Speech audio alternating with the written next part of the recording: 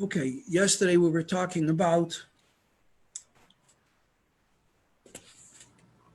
a person who, an ordinary person, regular person, just like everybody else, who makes mistakes in his life. Is we can assume about other Jewish people and about ourselves that a Jewish person doesn't deliberately seek to fight against Hashem. We're not out on the streets. A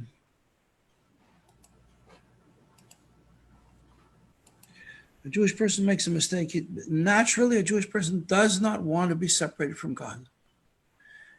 And he cannot be separated from God.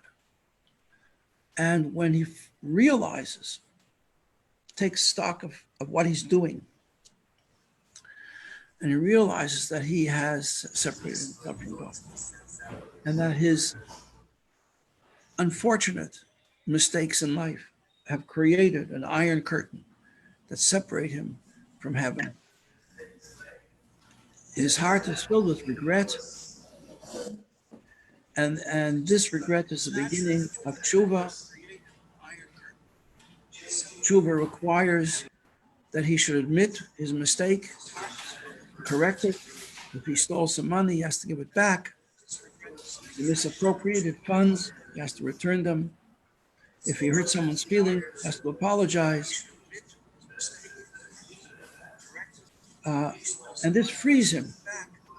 This because the whole time that he was involved in negative activity, negative, doing things that are not right, he was schlepping with him into all this activity his godly soul. And the Alter Rebbe says, this is what it means, the sages say, double meaning, that when the Jews went into exile, the Shekhinah in Edom, which Edom represents Rome, or the whole of Western civilization, the Shekhinah went with them. So that even though we were in exile, it's to say we were cast out of our land, and the Beis Hamikdash was destroyed, and our communities were decimated, and we don't have the same high level of Jewish life or understanding or learning that used to exist. So that's exile. We're a scattered, persecuted people looked down upon by the nations of the world, because for thousands of years we had no home. We were always guests, tolerated, sometimes welcomed, sometimes thrown out, usually looked down upon in the countries where we resided. So that's exile. That's a physical exile. Says the verse, says they say the Chazal, that Hashem goes with us. Hashem is always with us. Hashem goes with us into exile. So for Hashem, this is also, just like it's exile for us, that we feel separated from Hashem and separated from our land and separated from the service we would love to do there. It's also spiritual exile because we aren't able to express our true feelings of love and fear of Hashem under these conditions, because our connection to Hashem is through Torah, and we can't learn Torah. We don't have the time. We're struggling to earn a living, to pay the bills, and we can't do mitzvahs because in many cases it's illegal to do mitzvahs. We get persecuted for doing mitzvahs. So that's our exile. Says the pasuk, Hashem goes with us. It's an exile for Hashem too. Hashem also suffers with us in exile because, like a husband with his separated from his bride, he wants to be together with his beloved wife. And the Hashem is called a king, and the Jewish people are called a queen, especially at this time, the chasana. The chasana of Hashem is the giving of the Torah on Shavuos, and the Jewish people are the bride. The kasuba, the wedding document, is the Torah. The wedding ring is the Shabbos. And Hashem the king cannot be together with his queen, with the Jewish people, in an intimate, meaningful relationship. So it's an exile of the Shekhinah. The Shekhinah goes together with the Jewish people into exile, and the Shekhinah is in exile together with us. What causes it? On a deeper level, still, let's take this to an even deeper level. The Alter Rebbe says, When the Jewish people go into exile in Edom, the Hashem goes with them into Edom. That is to say, it's going into exile. It's not just ending up in the land of Edom, subject to the government there and to persecutions and forced to support things that are idol worship. Yeah. Going into Edom means that we behave like Edomites. We behave like Romans. We behave like non-Jews. We behave with a disregard for mitzvahs, with a disregard for the three fundamental qualities of a Jewish character, which are humility, modesty, kindness, and compassion.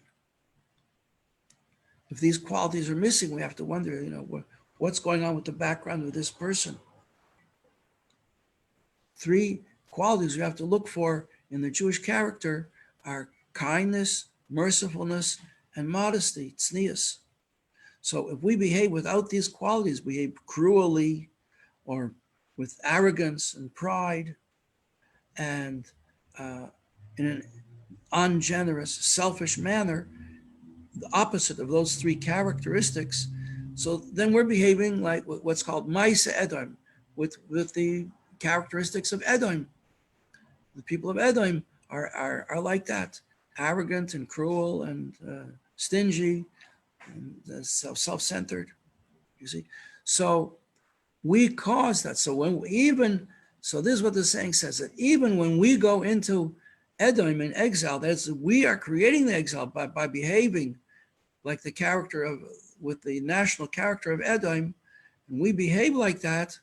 It says the Eibishter goes with us. The Eibishter is still with. Even so, the Eibishter is with us. So the sages teach us, Afal pi chata, even though a Jewish person sins, Yisrael he is still a Jew. And that's what the Yetzer Hara tells us. The Yetzer Hara tells us, yeah, go ahead and sin. You'll still be Jewish. And encourages us to do Maisa Edom, to behave like non-Jewish people would behave, to behave in a manner contrary to Torah and mitzvahs. And the Yetzer Hara says, you'll still be Jewish. And he's right. We are still Jewish. But that Jewishness gets very hidden. It ends up in the Pintel Yid, the etzem, the neshama, is in Golas. Or, to give you an illustration, I remember once there was a young man who was in love with a non-Jewish girl. He wanted to get married. And he met a Chabad rabbi. And the Chabad rabbi said to him, listen, you are telling me that you're in love with this girl. You're not in love with this girl. Your animal soul is in love with this girl. Your animal soul. But your godly soul is crying. Your godly soul doesn't want to be together within a relationship, that you're never going to be 100% unified with this person. Because just like oil and water are both important, we have to have oil. Oil is a very valuable substance, olive oil. And we can't live without water. But oil and water don't mix. The oil will always be above the water. They don't mix. So your animal soul is in love with the animal soul of this girl. But your godly soul is in exile. And that's what it means. When we go into exile, the Shekhinah goes into exile with us. That is to say, the spark of godliness that's in us, that we call our neshama, and that applies also to the lower levels of the neshama, the nefesh and the ruach, they are also in exile. And they don't consent. They never consent. So when somehow something happens to make a person realize his spiritual state that he's in, and he realizes that it's a mess and that it is not achieving the completeness, the wholeness, the peacefulness, the satisfaction that he's looking for. Why does a person fall in love with a non-Jewish girl? Because she treats him nice. She doesn't make demands on him that maybe a Jewish girl would make, and he feels happy. His animal soul feels happy. But eventually, he realizes that there's problems here, And these problems are not going to get resolved. And he can't just apologize to himself for the situation and say, okay, well, I'll live with it. No, he realizes something could happen. Sometimes something drastic, something dramatic, or sometimes it just happens quietly in the depths of the night, or sometimes it happens in unusual ways. Sometimes it happens that suddenly you have a thought, an inspiration. You don't know where it came from. Anyway, a person is filled with regrets, and at that moment, it breaks the hold of the Yetzer Hara on him. Because until then, his godly soul was in the clutches of Edom, that is to say, in the clutches of the Yetzer Hara, in the clutches of the Nefesh Bahamas, of the animal soul. And then this moment of sudden insight breaks its hold. And he feels regret, and he can actually begin to, that's the beginning of tshuva. Without that, says the Alter Rebbe yesterday, we saw it, a person cannot begin to serve Hashem.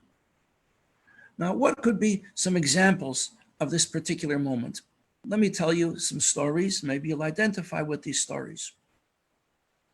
One of the most moving stories that I ever heard was about a man, and I think most of you have heard this story, but it's a good story is worth telling again and again. This is a person. Bocher was out on Mivtzoyim on 5th Avenue. Bocher is out on Mivtzoyim, and he sees a person walk along the street, looks sort of Jewish. Something tells the Bocher, maybe this guy is Jewish, maybe, who knows. So he asks him, hello, are you Jewish? Famous line, very profound line. Are you Jewish? Sometimes it shakes a person up. And he says, no. Sometimes he says yes. So he asks him if he wants to put on tefillin. That reminds me, no, I'm not Jewish. I want to tell you another story. Okay, I'm just making a note of that so I don't forget. So he asks this guy what he'd like to put on tefillin, and he says, you know what? Okay. And he puts on tefillin with the Bocher. And he's very moved. And he says to him, I don't know why I did that. I don't put on tefillin. I don't keep anything. He's Israeli. What does he do? He does import-export. So he's traveling back and forth, buying and selling from Israel, New York, buying things in New York, selling them in Israel, bringing things from Israel, selling them in New York. He's a very active businessman. He says, I don't have anything to do with Judaism. I hate religious people. Why did I do? I don't know why I did that. In fact, he says, I'm married to an Arab. The Bocher is shocked, and he hears him talking like this. And he says, I really don't know why I did that. Somehow I was feeling low, just feeling low, and you came along, and something about you said was charming to me. And then so I said, okay, let's put on tefillin. The Bocher was very, very sensitive. The Bocher said, you need to meet the Lubavitcher Rebbe. He says, I do? He said, yes, you do. How can I do that? He says, it's easy. We have a subway right here, and we'll get on the subway. In 30 minutes, we'll be in the headquarters of Lubavitch Central headquarters in Brooklyn. He says, okay. So you see, what's happening here? He's not behaving rationally, is he? He's behaving intuitively. They go to 770. They get there on one of these days. Maybe it was a Yontef or something like that. And the shul is packed. Not like now, it's empty, but packed, bursting with people, thousands of people there. And they couldn't even get in. They go down the driveway, and they go in the back door, the door by the driveway, and they can't get in. So the people are right up to the door. And so he's standing at the very, very back. And all of a sudden, he sees the crowd opens up, like the splitting of the Red Sea, the Reed Sea, and there's a pathway through, and the Rebbe is coming through, and everybody's standing quietly as the Rebbe goes through. Maybe they're singing, but they're standing in their places. And as the Rebbe passes the entrance to the doors of the driveway, he suddenly stops and turns and spots this guy and gives him a look like only the Rebbe can give. He looks at him, and the look goes into him, and the Rebbe goes like this with his arm and turns and walks away. Didn't say a word. The guy goes home,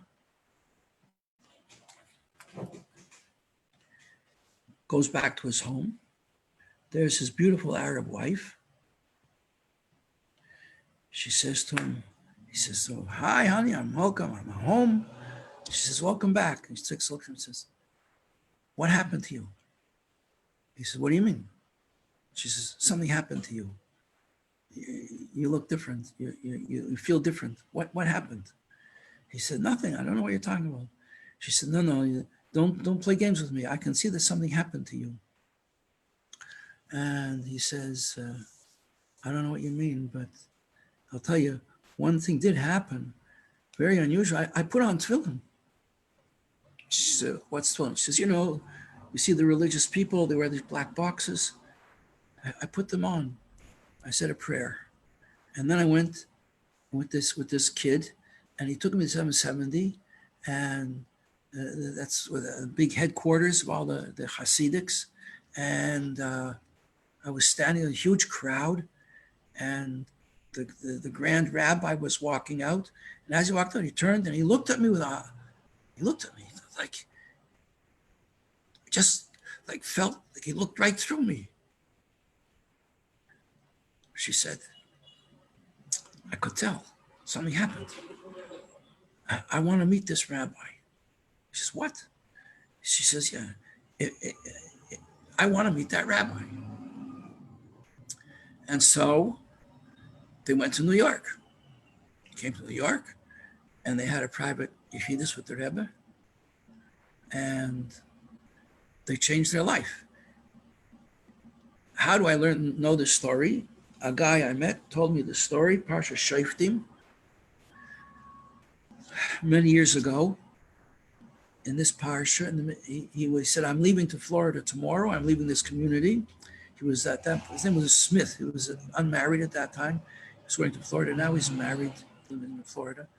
And he said he was on a plane from London to New York, and he was putting on tefillin with people, and he met this guy, and he's sitting there with the yarmulke on. And he said, are you Lubavitch? He said, yeah. He says, I'm going to tell you a story about Lubavitch, about your Rebbe that you never heard. And he tells him this story. And he says, I became observant. My wife became a Gioris. You can meet her. She's sitting right up there.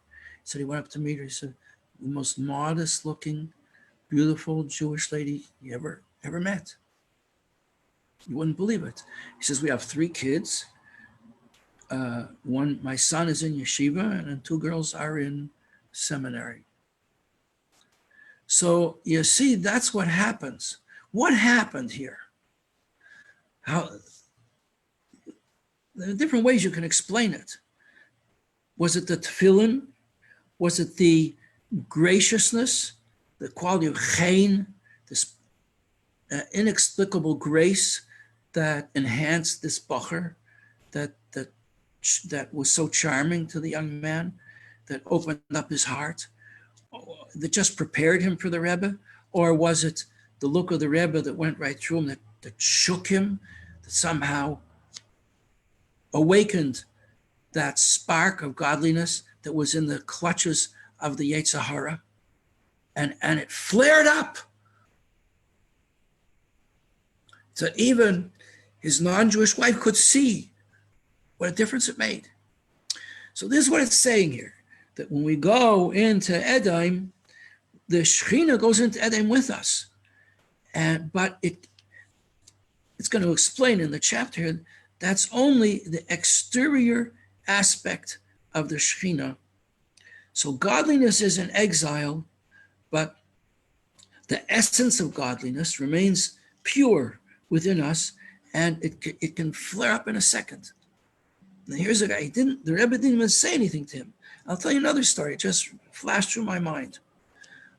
I have a brother-in-law and my sister. They should be well. They're about 10 years older than myself. And I made a bris. My son, he's now about 30. It's about 30 years ago. I'm just going to clean something off of my screen.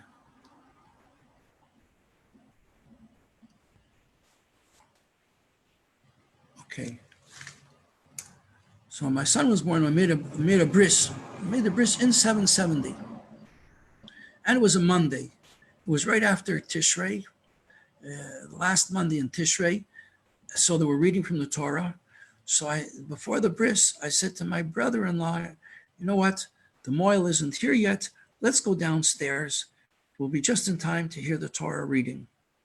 Well, we rushed downstairs. There was a huge crowd. The Tishrei crowd was still there. We pushed our way through. We got to the bima, and the Torah was already, we had missed Kriyas Torah. But the first two Aliyahs. And now the Rebbe was coming up for the third Aliyah. So we stood there and we saw the Rebbe taking his Aliyah. That's all. We answered Amen. It was to me a completely normal experience, like one that I'd had dozens of times.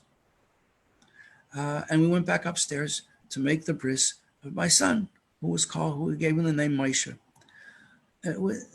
Afterwards, my sister asked her husband, what was it like going down to the shul?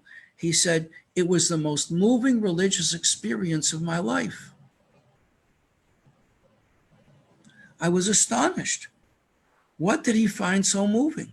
To me, it was just normal.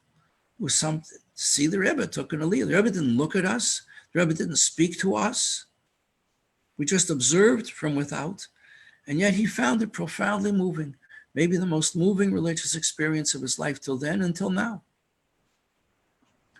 So you see, what's this illustrating is what happens when we do tshuva, that something activates the nefesh elokis. So it could be something from without, or it could be something from within, like the story of this Israeli guy who married to the Arab. He was just feeling low. Something was telling him that spiritually things aren't right, but he didn't know what it was. As another aside, when we get feelings like that, and they're subliminal feelings, they're subconscious feelings, what do? The nefesh, what's happening is the godly soul is crying out to be rescued. But we don't recognize the cry. We don't have the language. We don't hear. We don't understand. So what do? That means the godly soul is yearning for what? To be connected to Hashem. It's yearning to learn Torah. It's yearning to do mitzvahs. So what do? We study philosophy. We travel to Tibet. We go up in the Himalayas. We enroll with a meditation center because we're yearning for something spiritual.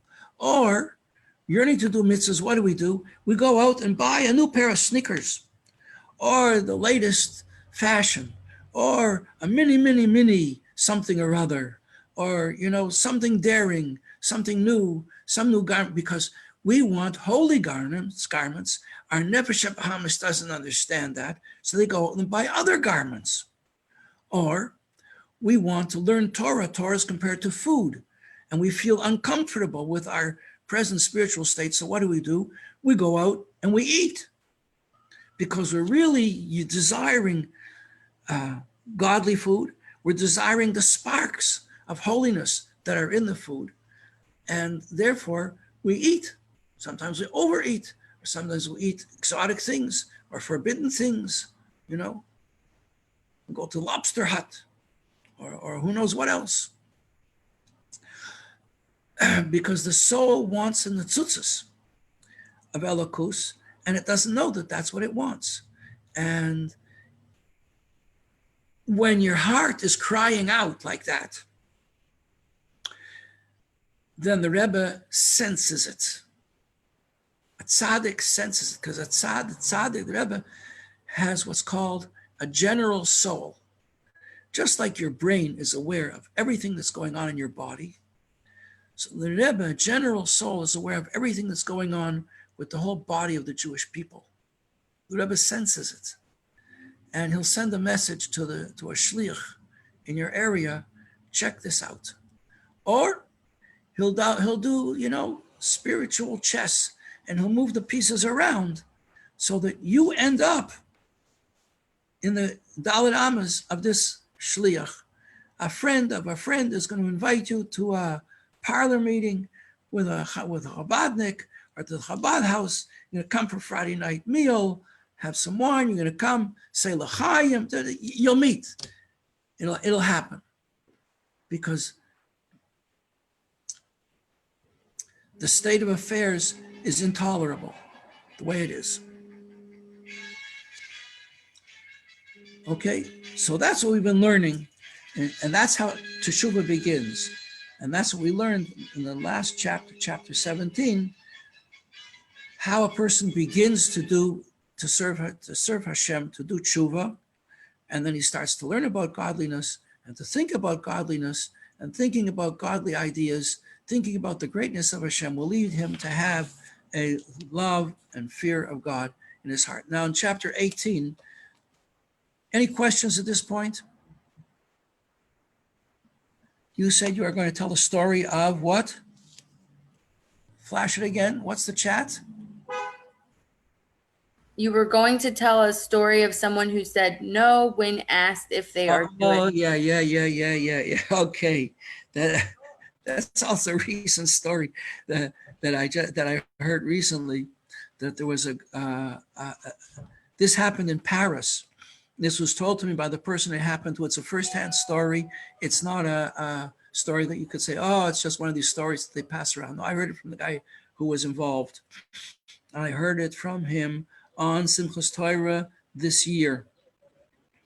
Late at night, as we were going home, we danced I saw some Bachrim, and they were singing. So I stopped and I sang with them, and we danced together in a circle, and someone else joined the dance, and we danced together until we parted. And when we parted, so I saw that the one boy was going a different direction, and he was in my direction, so we walked together. He told me the following story. He lives in Paris, an American boy. His name is Pekarsky. His name is Pekarsky. He lives on Union Street, and he lives in Paris, and he goes on shlichus there to a Jewish area called the Pletzel. He goes there. Tourists go there all the time, and that's where he hangs out, and he meets a lot of people. So one day he greets a guy with the same line, right? Excuse me, are you Jewish? And the guy says, yes, I'm Jewish. Yes, I'm Jewish. Yes, I'm Jewish. Would you like to put on tefillin? Yes, I want to put on tefillin. So they put on tefillin. And he said to him afterwards, why were you screaming like that you're Jewish? Why did you get so excited? He said, I'll tell you, 20 years ago, 25 years ago, I was in Manhattan. I have a position in a business, a responsible position. I was going to a meeting. It was an important meeting. Obviously, he's a rich person, wealthy person. And he was going to an important meeting, and a bacher stopped him on the street and said, excuse me, are you Jewish? And he knew what the bacher was going to do. He was going to stop him and ask him to put on tefillin. And he didn't want to put on tefillin. He had to get to his meeting. And he just said, no, I'm not Jewish. And he ran to his meeting. And then afterwards, he thought, how did I do that? How did I deny I was Jewish? Heaven forbid. How did I do a thing like that? Say, I'm not Jewish. And he ran back, and the bacher wasn't there. The bacher had left. And it bothered him, and it weighed on his conscience all those years. And it never happened. It didn't happen again that he met a bacher on the street who asked him if he was Jewish. So when finally he met a bacher who said, excuse me, are you Jewish? He said, yes, I'm Jewish. Yes, I'm Jewish. Yes, I'm Jewish. He could clear his conscience. So you see, that's how Hashem, I said that maybe the Rebbe, or maybe Hashem, or maybe your grandfather or your great-grandmother will intercede for you on high, and spiritual chess or checkers will remove the pieces around, that you'll meet the bocher who'll say, excuse me, are you Jewish? Or the girl who's going to ask you if you have a candle for Shabbos. Awakens every single one. That's what it says. When Moshiach comes, Hashem is going to take echad le'echad to look to b'nei Yisrael. Every single Jew is going to take every single one by the hand, Yadus, or to the Chabad house on campus, or to Hadar Torah, or to Morristown, and enable each person to find his way back to Torah and mitzvahs, because that's the inner reality of what we are. Okay, time, got 10 minutes. The taste of his biur. We want to continue explaining this phenomenon about why a Jew is motivated to do tshuva like this. What's going on? Biur hativ. Here's this expression. Anybody remember? Where was the first time we had those words? Biur hativ means very, very clearly. We had it on the first page of the Tanya in the dedication. Biur hativ. It comes up also in the book of Devarim, which we're going to start, the fifth book of the Chumash, where Moshe is going over the Torah one last time to the Jewish people before they enter the Holy Land. And he's explaining to them once again, Biur hativ, very, very clearly what the Torah is all about. And that's where the pasuk comes from. The thing is very near to you in your heart and in your mouth and in your heart to do it. And it's going to come up again in the end of the book of Devarim. And Rashi says in each place, you wonder, why does he repeat himself? He says it once, we already remember, but he repeats himself. He says in 70 languages. And this teaches us that Moshe Rabbeinu wrote down the Torah in 70 languages. He taught the Torah in 70 languages, so that these are the essential languages of the human race. And that's because nobody can complain that they couldn't learn Torah. The Torah is available to everybody in every language. How does Rashi learn? Rashi used to say, to learn the simple meaning of the verse, how does he learn that Biur hativ means 7 languages? Hativ means clearly good. Biur, how does Biur hativ mean? Biur means explained. Hativ, how does hativ mean 70 languages? And it's an unusual, I saw in a Balaturim, which it brings down Kabbalistic ideas in the Torah like salt and pepper to liven up your understanding. He says, if you're going to, every letter in the Torah has a numerical value. It's a very interesting, that's called gematria. Gematria often reveals hidden wisdom, hidden ideas in the Torah. So the word hativ has a connection with the number 70. The letter Hey is the 5th letter of the Torah. 1 Aleph, Beis, Gimel, Dalet, Hey, 5. Okay, so that's 5. We're going to continue counting. Vav, Zayin, Ches, Tes, Yud. Yud is 10. So we've got 5, we've got 10. Okay.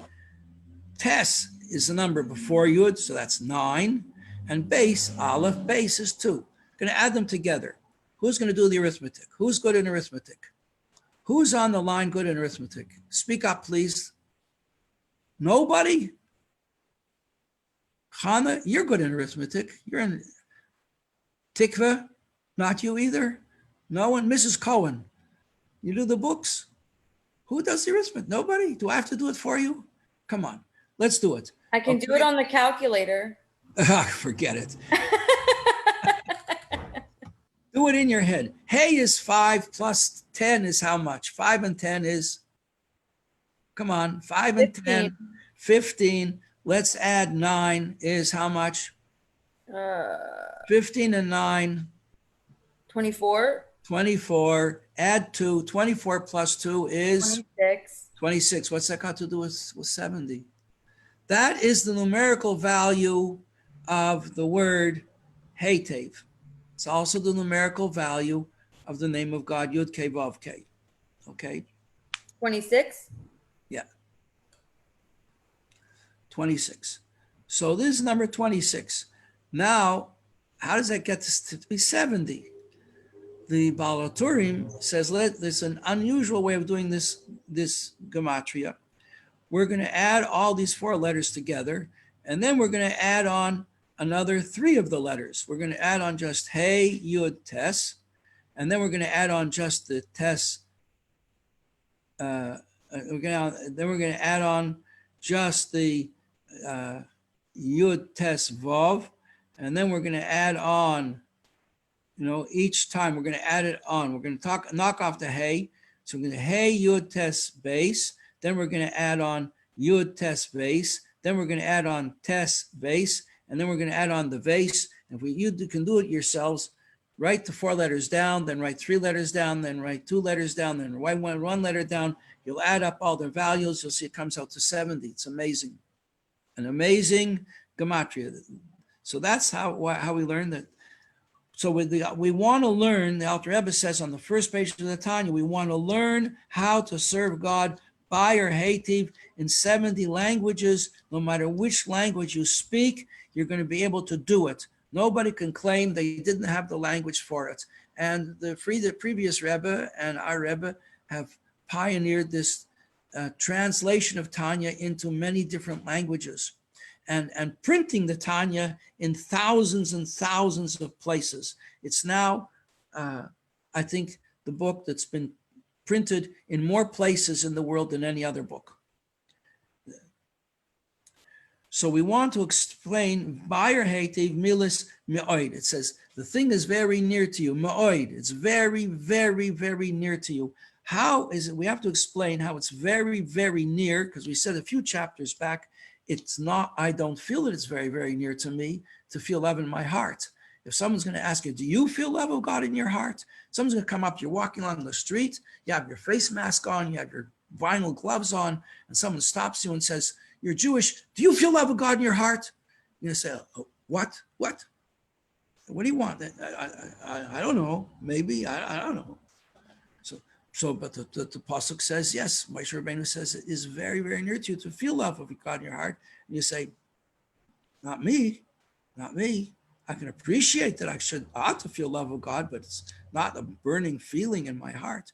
So the Alter Rebbe is going to explain to us, he's in the midst of explaining to us how it really is very, very near to us. And he's going to tell us, he's going to begin telling us how a new way of approaching this whole subject, that it is near to everybody, because he's going to confront us with a problem and then he's going to solve the problem for us. How is it that Moshe Rabbeinu could say, and the Alter Rebbe could say, this is the thesis of the whole Tanya, that the thing is very near to you, it's in your mouth and your heart to do it. When I don't feel that way at all, I don't feel it's in my heart. Tzarich Leida Neman. We're on page 248, second Hebrew lines. We have to know. We have to know it clearly. It has to be something not we believe. Oh, I believe you, Rabbi. I believe you. No. It's not enough to believe. You have to know. The Alter Rebbe wants us to know this, because Chabad means knowing. It's intellect. Ki af mi shadaite katsara. Even somebody who's not very bright or not very knowledgeable, because if you're going to think about God, you need to have things to think about.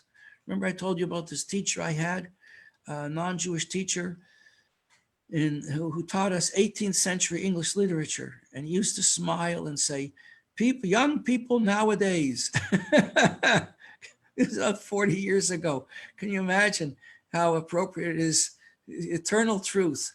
He said, young people all say that they want to be free to think for themselves, and they forget that in order to think, you have to have something to think about. You need to get information. So a person who doesn't have information, so his mind is limited. B'yediyas Hashem, he doesn't have a lot of information about that he can draw upon to know about Hashem. So he doesn't have in his heart, just to say, he doesn't have in his mind the knowledge to think about Gedulas Ein Sof Baruch Hu, the greatness of Hashem. Because that's why the very first class in Tanya 101, what do I say to you? On your way to yeshiva, your first assignment in the morning is to look up into the heavens. And there you're going to see, with your naked eyes, you're going to see the greatness of Hashem. You're going to see the Hashem's majesty. And, here's a trick. If you're walking by a building, walk close to the building so that you see the roof. And behind the roof, you see the clouds. They make a dramatic contrast, one against the other. And you see the clouds moving behind the ledge of the building. It's really magnificent.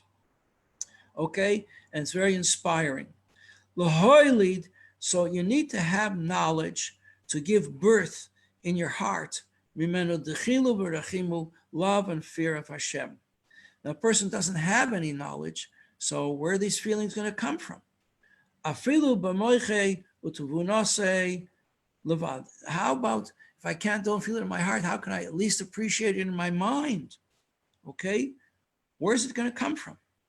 Afal Pikei, nonetheless, the Alter Rebbe now tells us, even if in this state of affairs, Korev Elav Hadavar Ma'od, the thing is very, very near to you, very near. This is going to be the new approach of this particular chapter to explain how even a person like this who has no knowledge and doesn't have the intellect, doesn't have the IQ to meditate on his experience in life, to come to a realization of the imminence of godliness.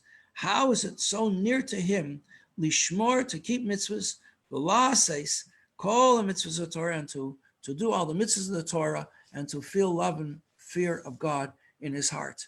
Okay, our class is up now. It's 9:15. We have to get off the line so the next teacher can get on. Thank you very much for this class. It's been a kind of a farbrengen.